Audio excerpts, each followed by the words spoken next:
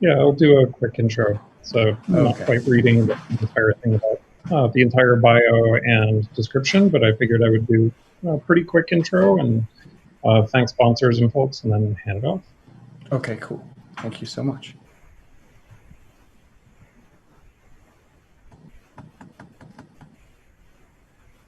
Great, thanks. All right, hi everybody, welcome to Accessibility New York City. So we have today with us Jonathon Epstein, who brings a bunch of experience in transition, employment, internship, volunteer, and recreation service for New York nonprofits, and in particular with AHRC New York City as a transition developer, providing adaptive sports programming as InTandem's Director of Operations, and working with cultural institutions, museum arts, and culture access consortium steering committee member. So here today to talk about remote access to services. Before we get started, a quick thank you to our sponsors, Equal Entry and Level Access, and to Jolly from Internet Society Accessibility Special Interest Group for handling live streaming and recording, and Mirabai from White Coat Captioning. With that, over to you, Jonathon. Thank you so much, Sean, and thank you so much, Accessibility New York. I'll be presenting on the state of disability services, primarily from my own experience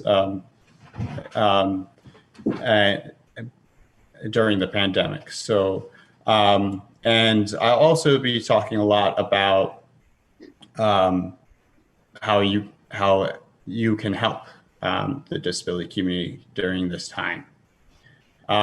So first I'm gonna go over the agenda. I'll do more of an introduction and an access check. And then we'll go over the primary needs of the disability community during the pandemic. I'll talk about how people with disabilities are responding to the pandemic, how our government is supporting the disability communities, ways to volunteer and support the disability community. I'll talk a lot about my day job, AHRCNYC. I'll talk about various digital partnerships and really exceptional services that are out there for the disability community. I'll talk about what the Museum Arts and Culture Access Consortium is doing. I am very much involved in adaptive fitness, adaptive sports, so I'll talk a lot about that.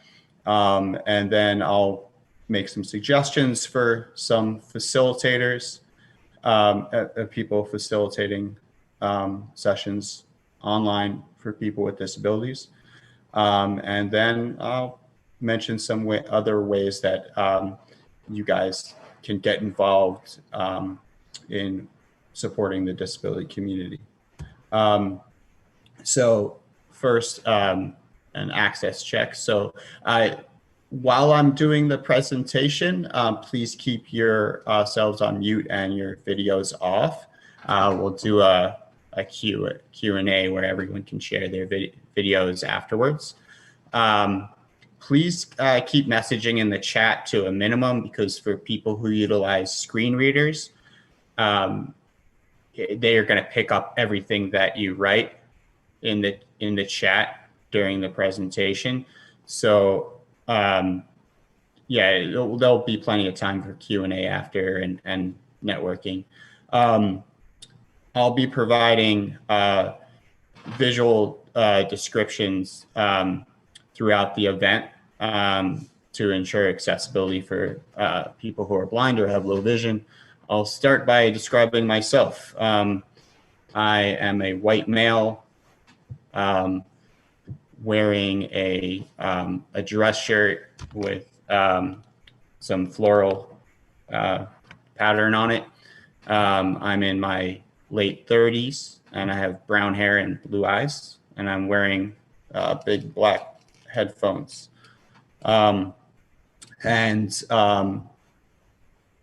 Most of the slides are blue, green, and yellow, and with black writing. So I want to create a really relaxed environment. So please, at any point, if you need to go get a drink of water or take a break, don't feel obliged to stay. And we'll be recording this, and it'll be shared later too. Our amazing cart provider is Mirabai Knight. Thank you, Mirabai. And if you're speaking during the Q&A, there's no pressure to have your camera on if you don't feel comfortable with that. And please contact the Accessibility NYC staff if you have any need for accommodations or any technical issues. Okay, so I'm so sorry to interrupt. So you said there will be recording, and it would be possible to get it, the recording of this meeting? Yeah, afterwards, yes, for sure. Thank you so much. Sorry. That's okay. So the primary needs of the disability community right now, since the beginning of the pandemic, are food, cleaning products, PPE. The disability community and disability service providers are really low on funds, that's a big issue right now. At-home activities are really important for people to stay engaged. Social connections virtually are very important, and accessible technology guides and supports. I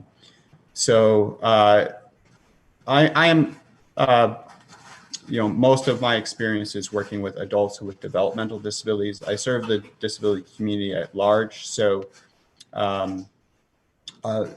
in my experience working with adults with developmental disabilities and intellectual disabilities, a lot of people are very angry and frustrated and confused there's a lot of stress, people in sharing, being stuck at home together. So people are under a lot of stress, and that's understandable. I've personally lost many people that I've been working with for over a decade, coworkers, people I support who have underlying conditions. Has destroyed our community, the pandemic. So it's been very hard for all of us. Our government in New York City has really stepped up. The mayor's office for people with disabilities is one of the best resources you can possibly, we all have. They do a tremendous job of connecting people with resources. So they've got weekly calls with all kinds of updated news and resources. If you go to their website, I'm not going to read out all the websites, but I will share this PowerPoint with the community afterwards so that everyone has the resources.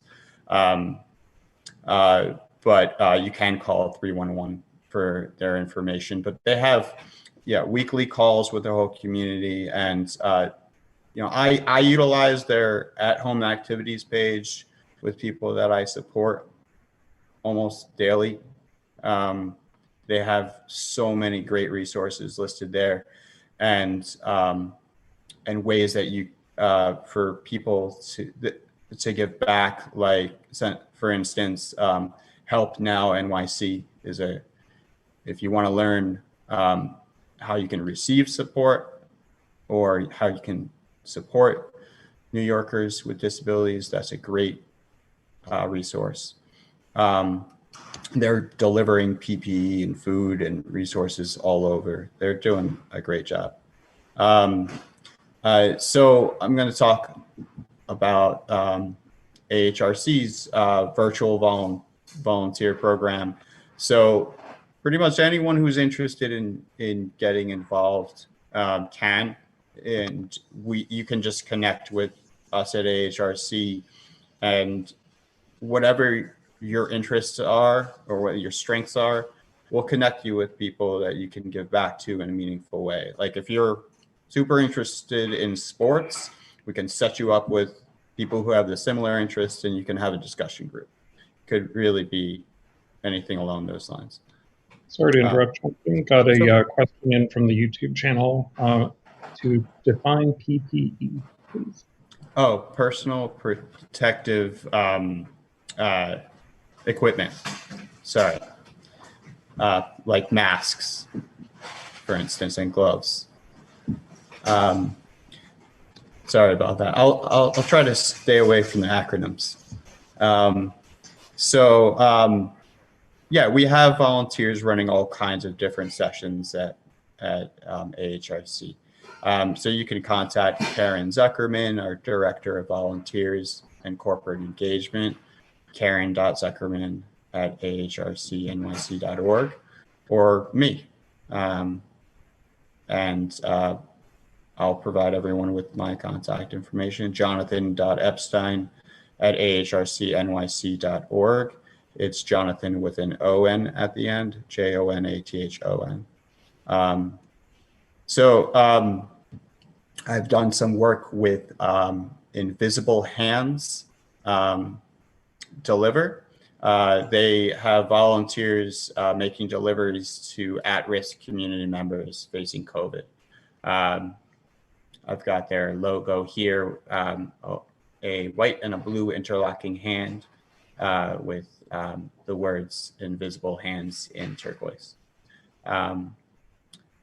They are at invisiblehandsdeliver.org. They're a really wonderful organization.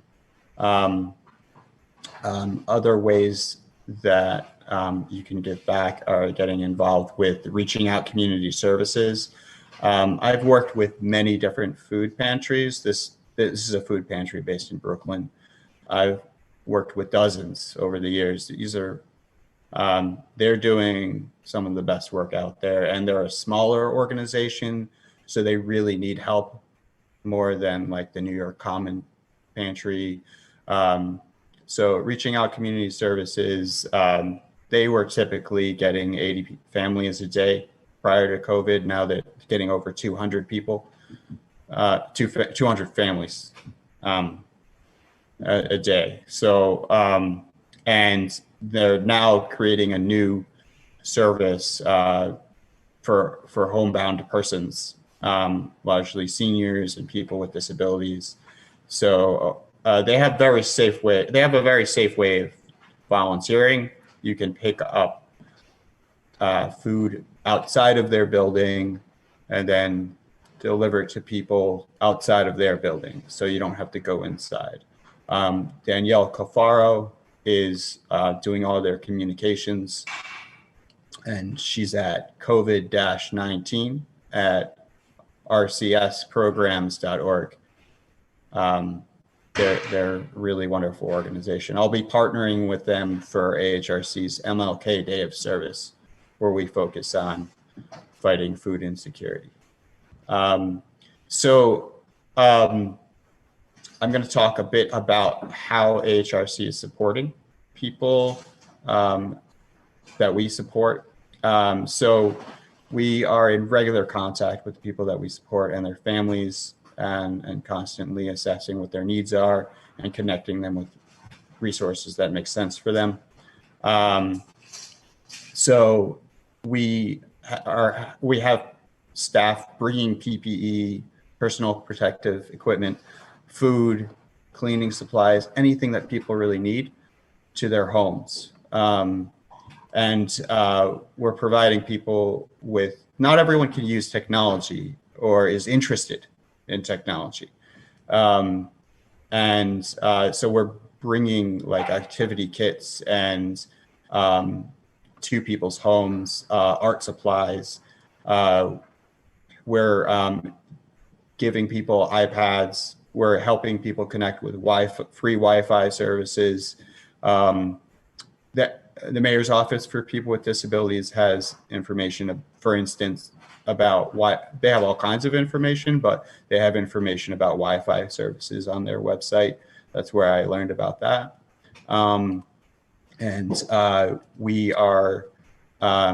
We help people practice using different platforms. We have created accessible guides. So like, so if someone's having trouble, for instance, getting onto Zoom, they can just follow a series of pictures to learn how to do that. If anyone else out there has accessible guides for using technology, please share, because that's very much needed right now. I work for Adult Day Services. I serve 2,300 people in 31 different programs. And now that most of our programs, I mean, people aren't coming physically to our programs, our staff have been reallocated largely to supporting people in our residences, which were not set up to support people 24/7 because people used to go to day programs. So our staff are now supporting in their residences. And we're just starting now to pilot some in-person supports in a very safe way. So a lot of thought going into that. So moving on, so we've created, so we're Adult Day Services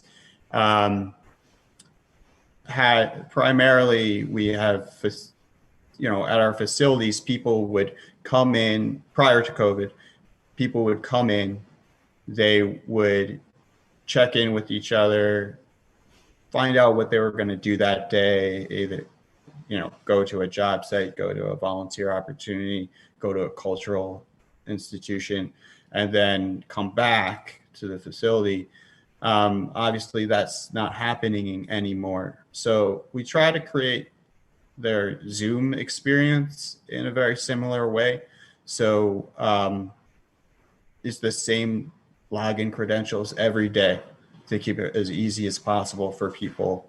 People come in to the main room, and then they have options of what type of activities they want to do that day. And we have people facilitating all kinds of different workshops throughout the day, dance, yoga, music, any interest area, art. We have history, you name it. We have staff facilitating all types of different sessions. So people are meaningfully engaged in things that they're personally interested in, and they go into the breakout room with that specific interest area. So we have creative specialists, program management, direct support staff, and we have a lot of community partners involved as well. Especially during this time, it's important to give people a voice. So we have our self-advocacy is a big part of what we support people with. And so we have, people have chosen to take up the cause of that they're calling self-advocates and police violence. So if you are interested in being part of the meetings where people with disabilities and allies get together to discuss how to end police violence and racism towards Black people, that is most definitely something you can attend. We don't share, I'm not going to share out the direct Zoom because we want to make sure that, not just anyone jumps in. You can RSVP at this link that is going to be part of this presentation that I will make available for you after. The image here is is three fists of black and brown people inside of a text box. At the top, it's self-advocates and police violence. I'm going to get into some of the really wonderful community partners that AHRC has. So Beat Global has been doing really wonderful work with AHRC since the beginning of the pandemic. They have all types of different programming that around hip hop culture, and with us, they facilitate beatboxing classes. The images on the screen are of Johnny Buffalo and Chris Solis, who are beatbox instructors. And they are funny, fun, engaging. Everyone has a really fun time, and people progress. And it's actually a proven speech therapy technique. And but most importantly, people are just look forward to it and just connect with each other and with the instructors and have a great time. We have Brittany Wilson actually in this meeting right now today, and she'll be able to answer any questions you have afterwards. They're at beatglobal.org, BEAT global.org. We have a really wonderful partnership with Collab Theater Group. Their instructors facilitate musical theater programming for people that we support. We have people doing In the Heights right now. They're having a great time. You can learn, they have a great YouTube channel where you can learn all about them. They have an excellent Collab comes together virtual programming. I believe some Collab reps might be here today. To partner with them, you can contact them at programs@collabtheatergroup.com. They like to be very transparent, so they asked me to mention that their rates are $350 per workshop, but if that's not affordable for an organization, they're very open and willing to make a more fiscally manageable agreement. But I can tell you that it's worth every penny. The MoMA is working with us on a regular basis. So Carrie McGee and Teresa Rodwald were coming in for regularly to do Zoom sessions with us. So they look at works from their collection with people with artists that we support, and engage people in really meaningful conversations about the artwork. One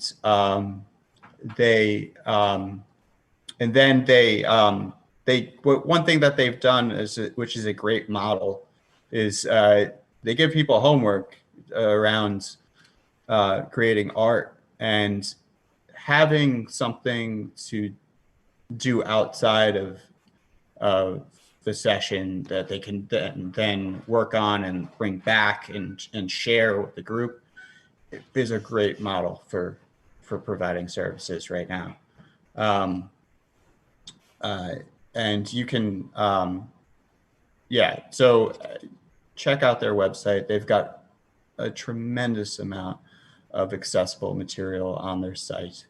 So that's the Museum of Modern Art.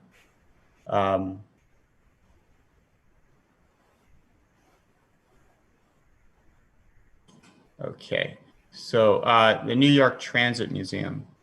Sorry, just having a little technical difficulty. Okay, so one of my slides isn't working, so I'll just talk about it. So we have a partnership with the Intrepid Museum. So they've provided some free workshops for us. They have provided free virtual tours of their museum that are, and the group got to choose from a whole bunch of different options, and the facilitators did a lot of work to make sure that they knew a lot about the people that they were going to provide the session to make sure that it was accessible, which was very much appreciated. It was, yeah, we learned a lot and we had a really great time, and I very strongly recommend working with the Intrepid.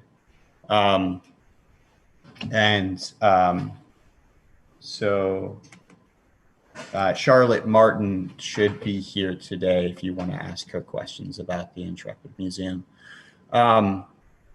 So the New York Transit Museum has provided AHRC with and lots of other nonprofits and the general public with accessible virtual programming. They have a lot of really robust programming on their website for remote learning. Their accessible programs have always been really wonderful. They offer free digital discussions throughout the week that anyone can register for as on an individual basis. Group programs that can be very much customized are offered at specific time slots during the week, and they're $50 per session. And you can contact Access at nytransitmuseum.org. Yeah, Sarah Thompson is a colleague of mine at the Museum Arts and Culture Access Consortium, and she's also an educator at the Transit Museum, and she does a great workshop. I strongly recommend working with her. Okay. All right. So, yeah, some of my slides are having issues. That's okay. So I'm going to talk a bit about the PACE Service Learning Project. This is a partnership with PACE University and AHRCNYC that I've been overseeing for the last 5 years and has existed for about 18 years. Every spring and fall for a whole semester, 3 months, PACE University students and people supported by AHRC are partnered one-on-one, and the PACE University students support people to make websites about themselves. It could be a virtual portfolio for an artist. It could be a digital resume for a job seeker, or it could just be like an About Me website, or really anything that people want to make. Someone this semester is going to be making a website to sell the candles that they make, for instance. So what comes out of this partnership is people work very closely together and they form friendships, and of course they get a product that's going to support them for potentially the rest of their lives, and they can continue to work on.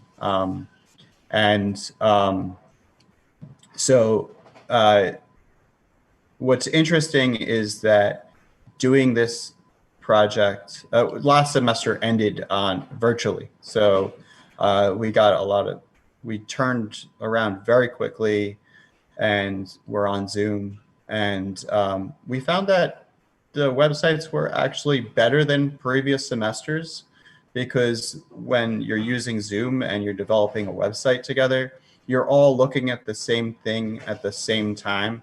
And then everyone has a lot of live feedback, and it ends up being a better product. It's just one of those silver lining things about the pandemic. It was great. And this semester coming up will be all virtual for about 40 people supported by AHRC and 40 Pace University students. There's usually, each semester is usually almost 60 people involved, but between AHRC schools and AHRC Adult Day Services and Employment Business Services.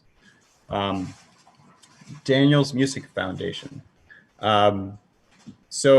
Luckily we have Daniel himself here today and his father, Ken Trush.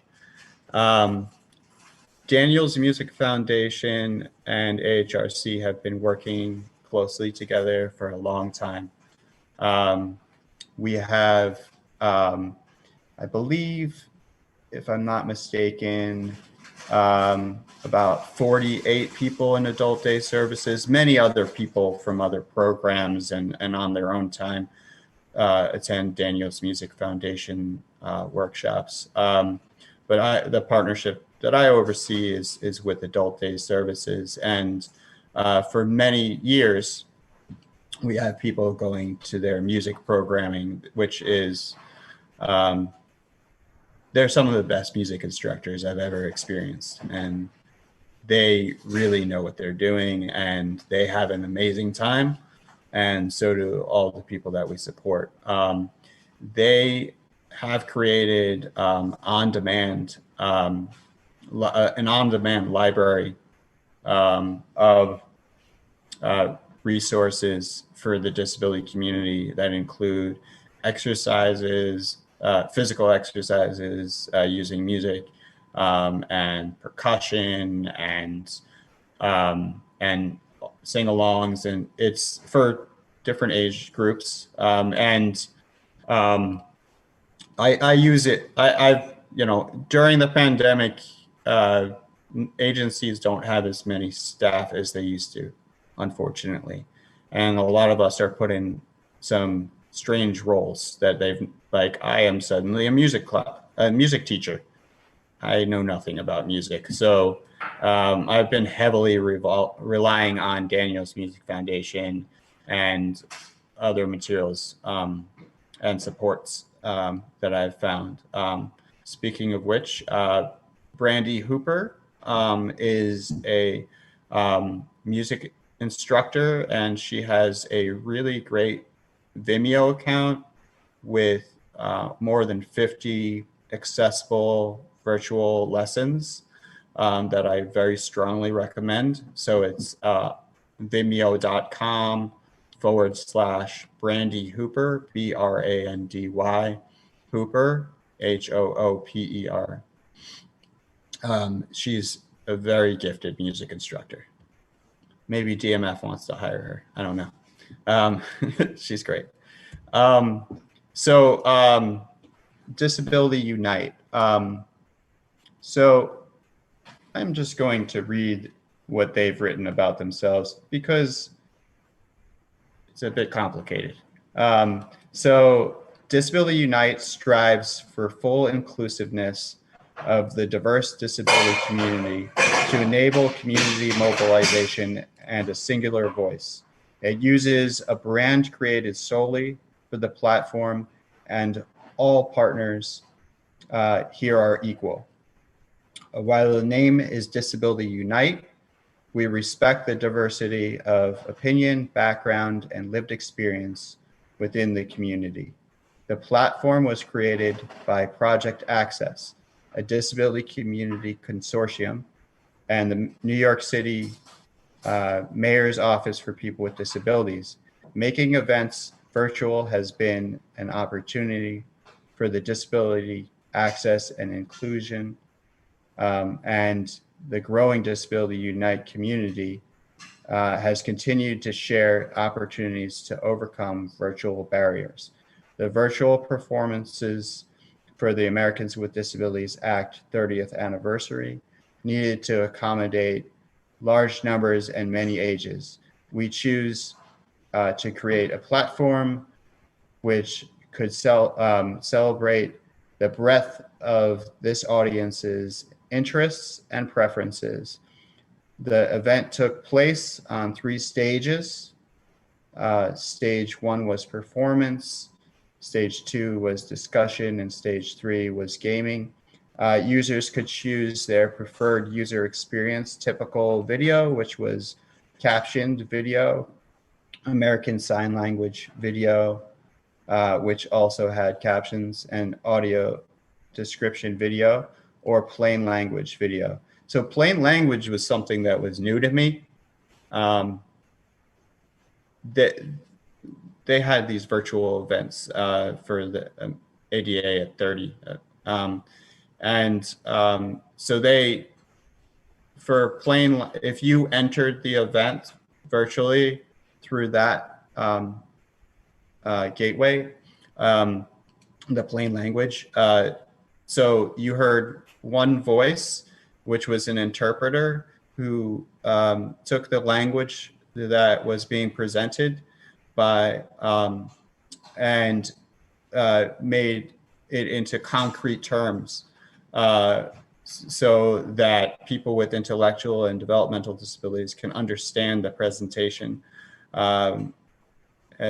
Typically, abstract terminology does not work for that population, and this new way of making events accessible was really cool and a new experience for me. Their platform is intended to be a disability community resource, and they welcome hosting all types of events utilizing the technology they've created. So I have personally been involved in adaptive sports for many years, about over a decade. I'm the director of operations of InTandem, which provides tandem cycling programs for people with disabilities. So if someone can't ride a bicycle, they can ride on the back of a tandem. I also have been volunteering for the adaptive climbing group for a very long time. So I've utilized this experience to start providing adaptive fitness classes almost daily, mostly for AHRC, but on my free time every Sunday at 11 a.m. Eastern Standard Time on Zoom. I provide a free workout. I do yoga and stretching and cardio and core exercises, and I do a lot of audio description and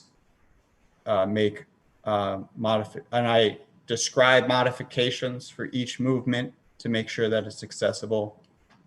And I have the meeting ID listed here and the password, but I've also created a Facebook group that anyone can join. It's Accessible Fitness with Jonathon. Again, Jonathon with an O-N at the end, for discussions about adaptive fitness and connecting with the community, and then also anyone can post different resources there. So, so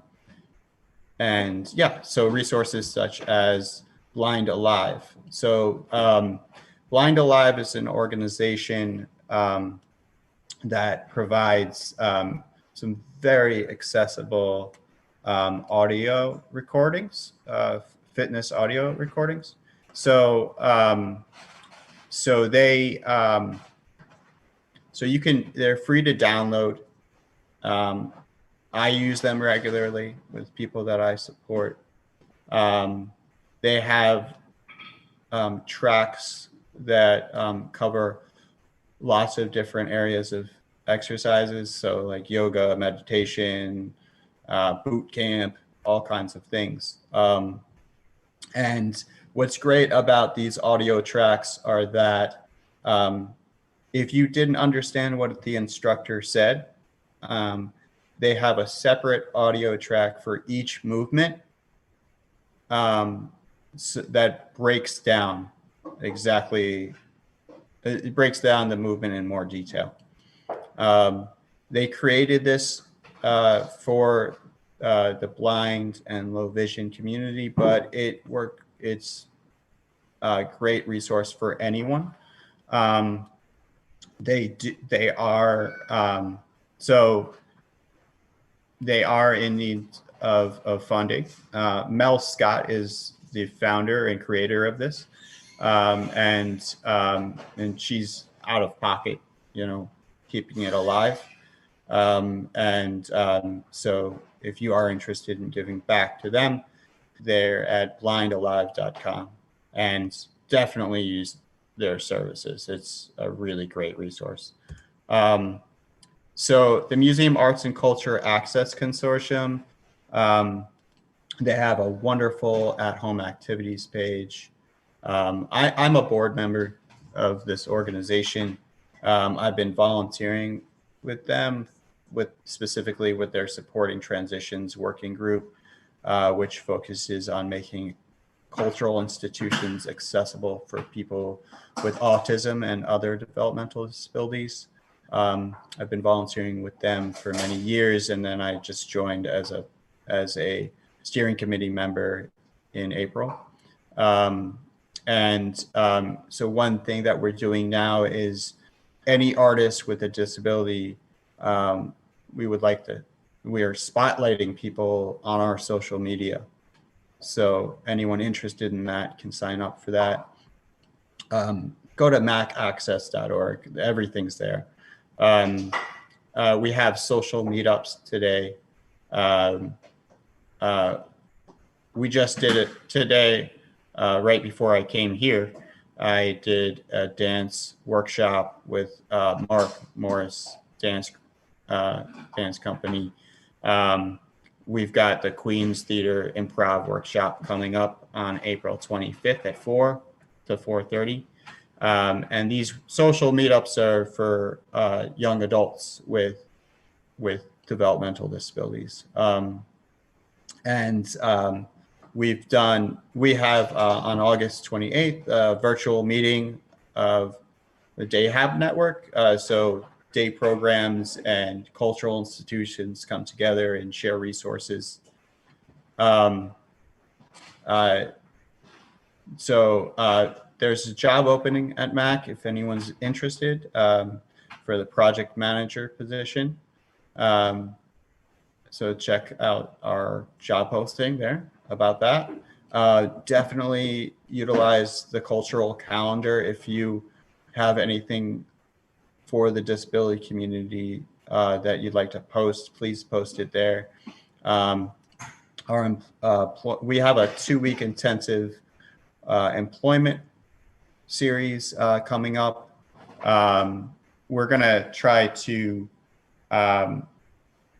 one thing that this community that I'm talking to right now might be able to help with is we really would like to create ways to train people with disabilities how to be experts around technology, because that's where jobs are right now.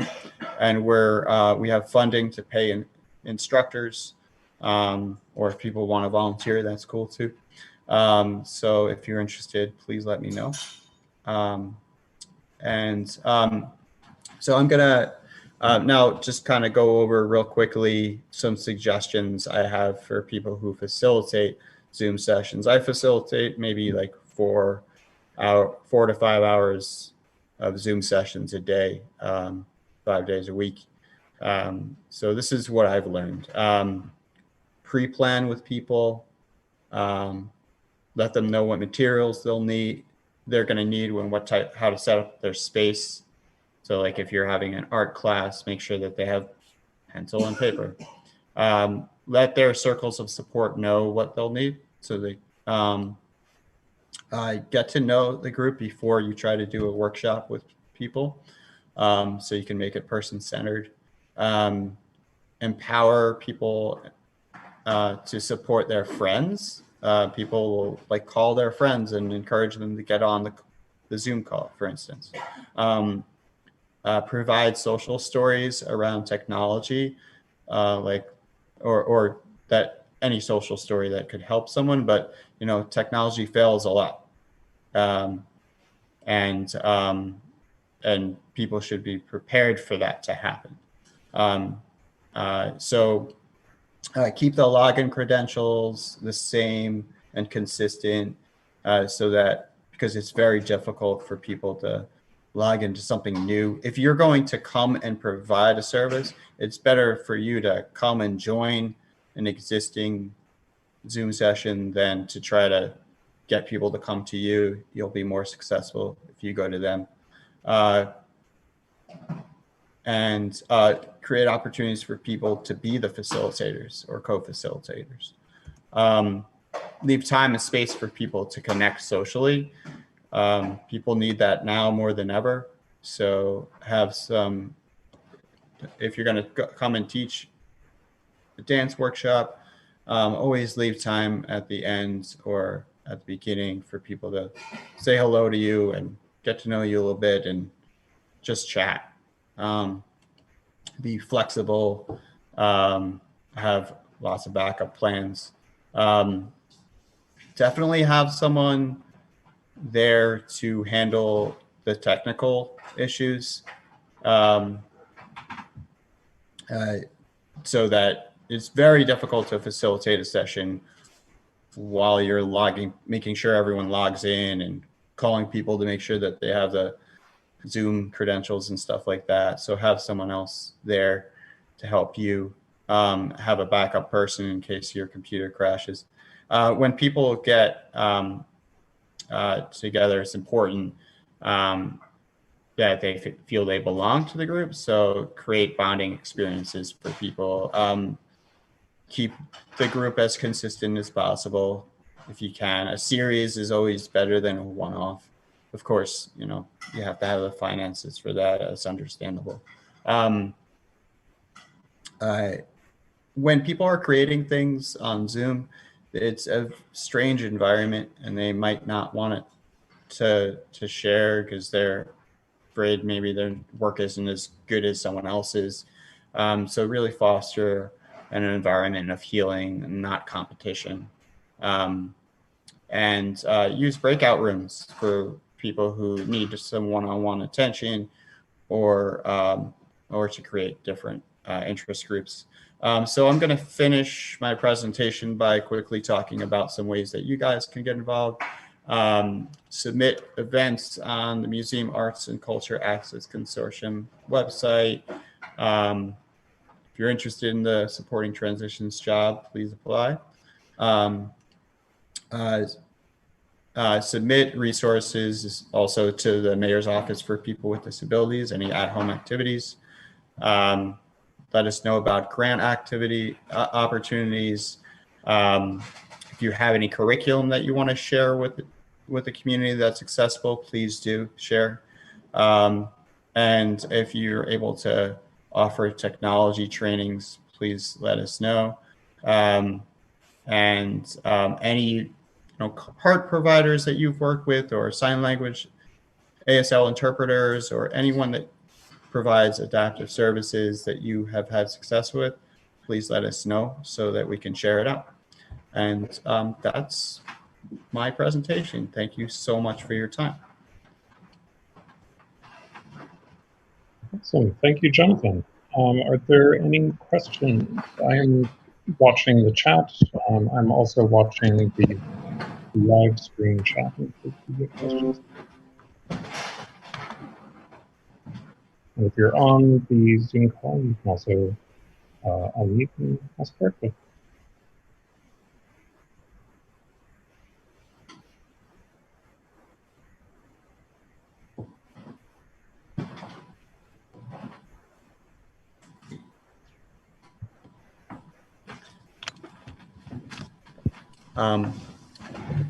Anyone who has any questions, I'm very happy to answer. If any of the partner organizations, like Brittany from Beat, for instance, if you're here today, I'm happy to give you some time to talk about what you do. You can just let us know. You can take yourself off mute and share your video if you'd like. Hi there.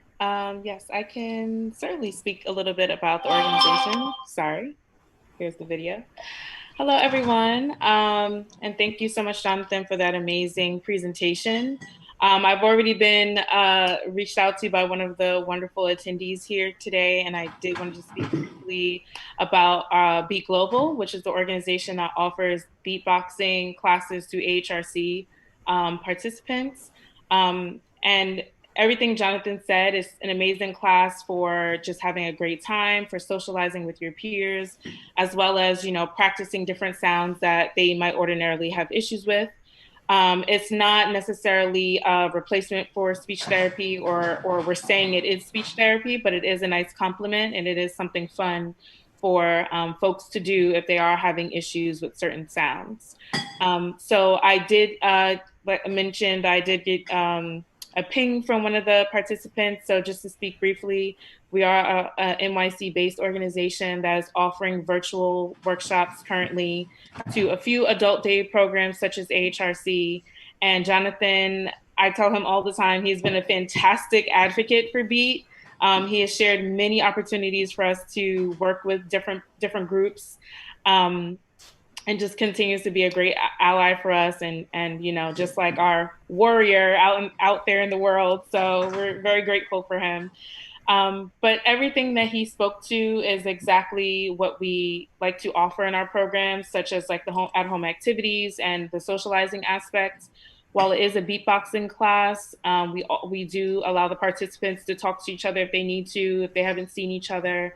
And it's just a time to express and have a great time. So, you know, we've seen tremendous improvements with just energy and just the willingness to talk and be creative and to communicate. So we see this program as just being effective for anybody, especially for the people with disabilities, but for any communities, any ages. This is an effective tool to just be able to creatively express yourself freely. And if you're not familiar with beatboxing, it's just making sounds with your mouth. There are no instruments involved. You don't need to know anything about music. It could be that your very first time ever doing beatboxing. You probably already beatbox and don't realize it. So don't be shy in trying it. It's an amazing activity. And yeah, if you have any questions, feel free to message me, or Jonathan has my information if you would like to reach out to him. And yeah, he can actually, if he wants to speak to just the program thus far, just how the participants are doing. But that is, you know, something you could continue to ask him about or to reach out to me. So thank you, Jonathan, for allowing me to share that. Of and course, I'm here if you have Brittany. any questions. Thank you. It's an honor to work with you. Yeah. And I'm always happy Likewise. to promote people who are doing great work. So it's an honor to me to promote what you do. Thank you so much. Of course. We did put a question written in, so just since they scrolled by a little bit. Are there particular art activities you've seen that work well online outside of conversation? Yeah. Something that I've done I've created a lot of curriculum around the arts. Generally, if I'm going to, we have a regular art group, right? So the curriculum that I create, I start with like, let's say I'm going to introduce them to a new artist.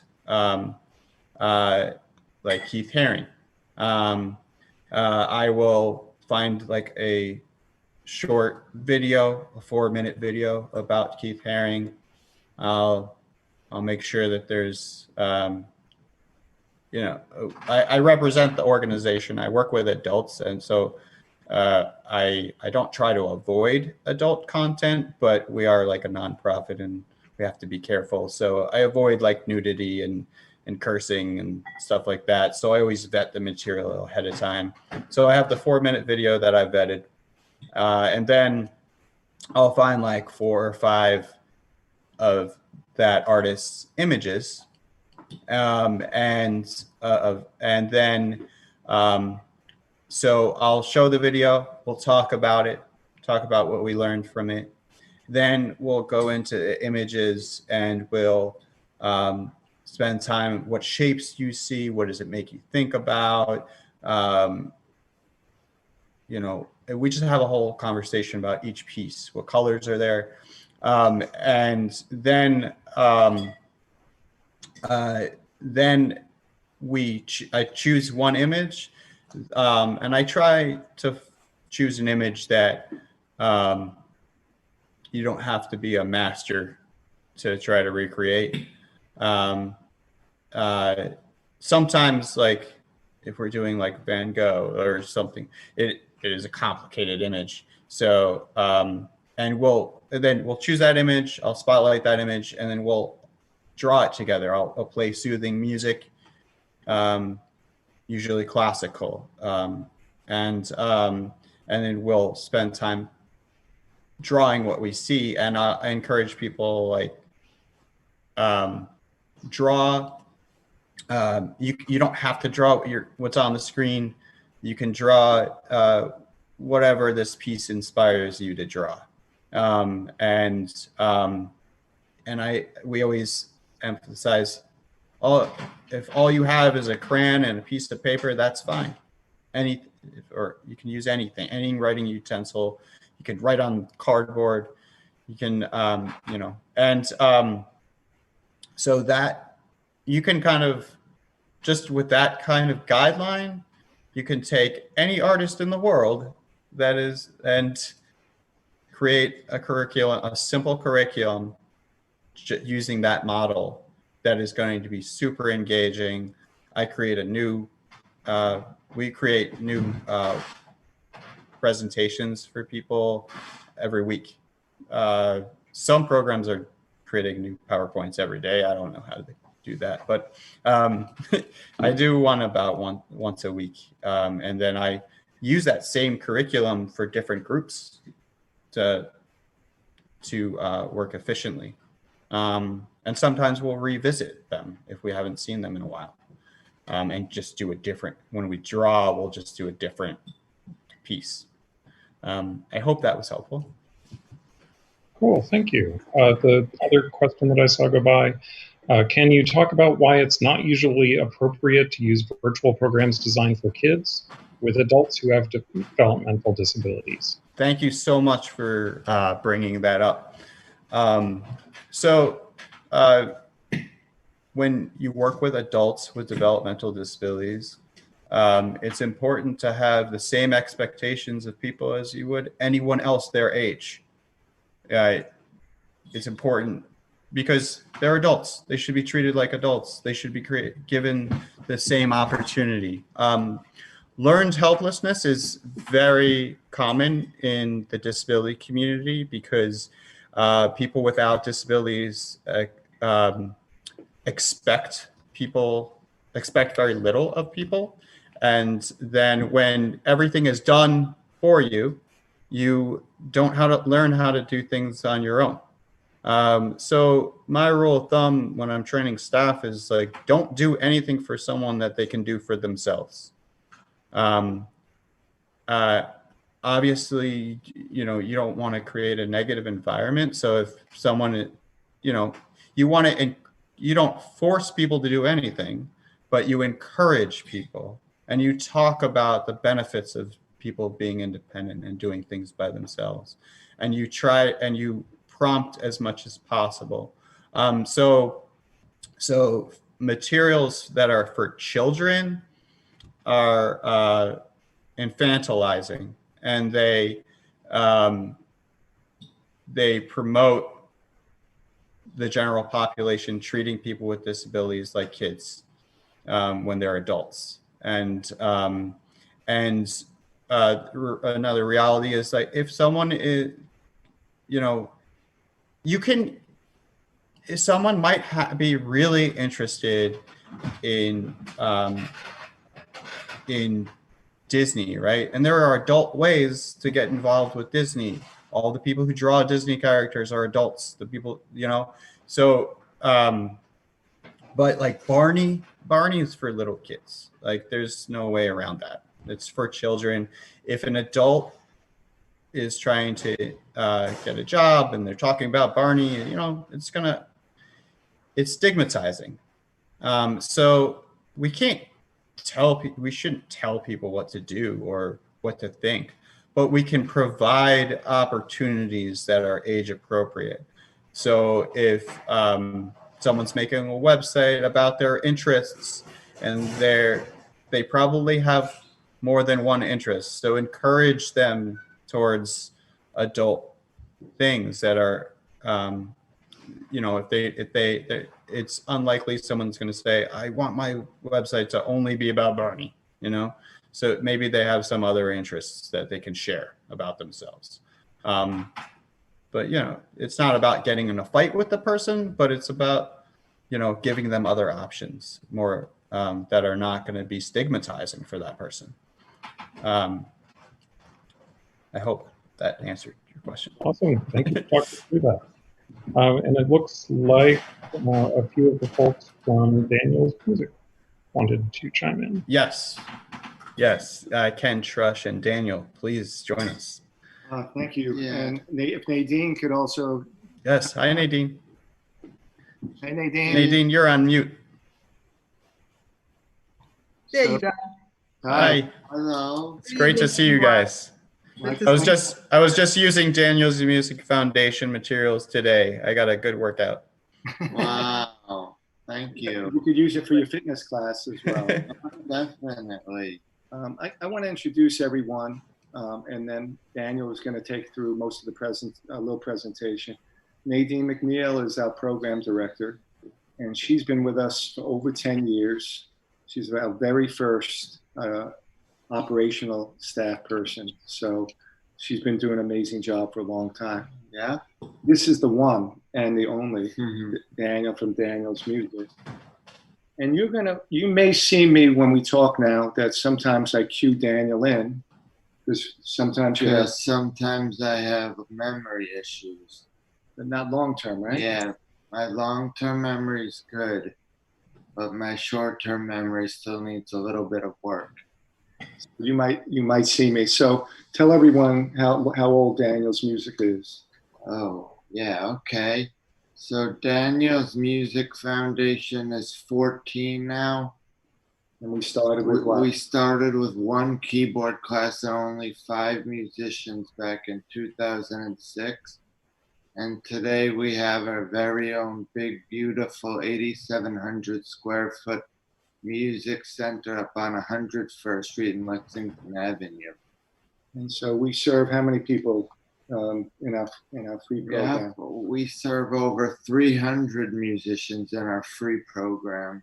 And what were some of the things that we had at the center? What kind of programs? We work with AHRC, right? Yeah. Field. Yeah, we work with AHRC. We have field trips. We have the free program, which is what we started with. How about that? Some on Friday nights? What do we do? Oh yeah, some Friday nights we have dance parties.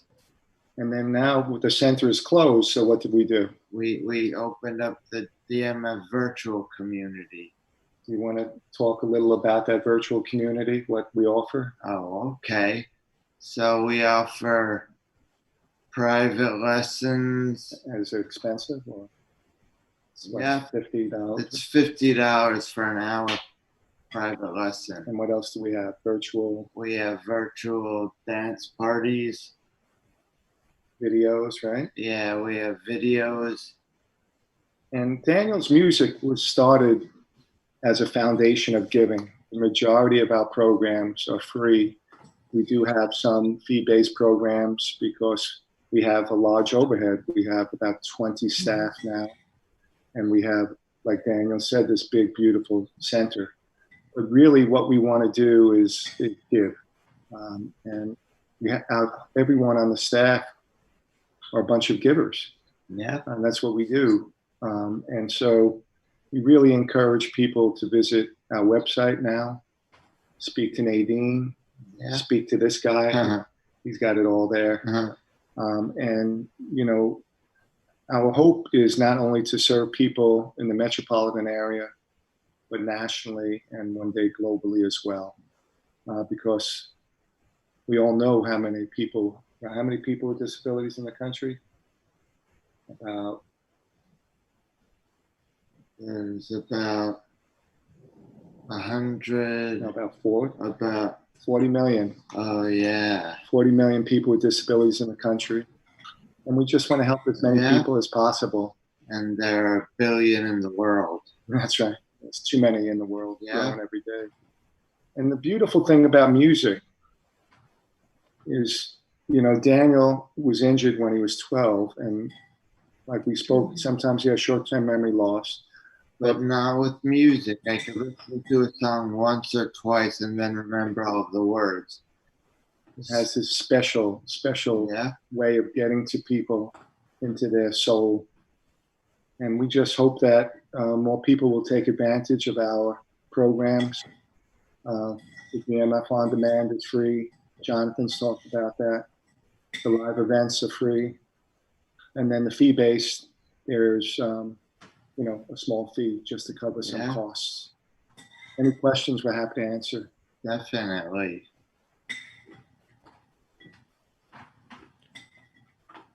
Thank you guys so much. Yeah, I can't say enough about Daniel's Music Foundation. Everyone that we support who's been part of it for so many years, they miss it so much. And I am trying to look into grant funding to get some live sessions going. But for now, I'm sharing your videos and almost daily. Thank you so much for the beautiful work that you're doing. Thank you. Yeah, thank you. And then, you know, people can reach out to Nadine. She works unbelievable. I mean, I think 24/7, 7 days a week. She doesn't have to, but she chooses to. Her email is nadine@danielsmusic.org. I promised Nadine I wouldn't put her on the spot. But if you wanted to say any words, Nadine, we'd love to have you share them. Well, one thing that I'd like to add and stress is that, you know, we know what everyone's going through right now. Everyone's having a really, really tough time. And so for groups, you know, we've decided, or the Trush family has decided, to extend our scholarship program to our groups. And so if you know of a group who is in need of a 50-minute recreational music class via Zoom, we are happy to accommodate them. They're designed for 12 participants. Generally, we don't count staff in that because we realize staff is there to support, but we will happily do our part in supporting the efforts to keep everyone happy and involved and engaged through music, because we know the power of music. We know that music is very healing. So we're here to help and we're here to give. So please reach out if you need any support in the area of having classes. We'll make that happen, even if you don't have the funding. Thank you so much. Awesome. Thanks so much. So folks on the Zoom call, please stick around, but I did want to say a huge thank you to Jonathon and everyone who joined for this presentation. That was covering some really awesome programs, and thank you so much for including pointers on how to participate, how to support, how to make your own. That was great stuff. We will have a recording of this video that we'll post the link to on the Meetup page. It's also on our YouTube channel, youtube.com/A11yNYC. And again, huge thanks to our sponsors, Equal Entry and Level Access, as well as Internet Society, Accessibility Special Interest Group, and White Coat Captioning.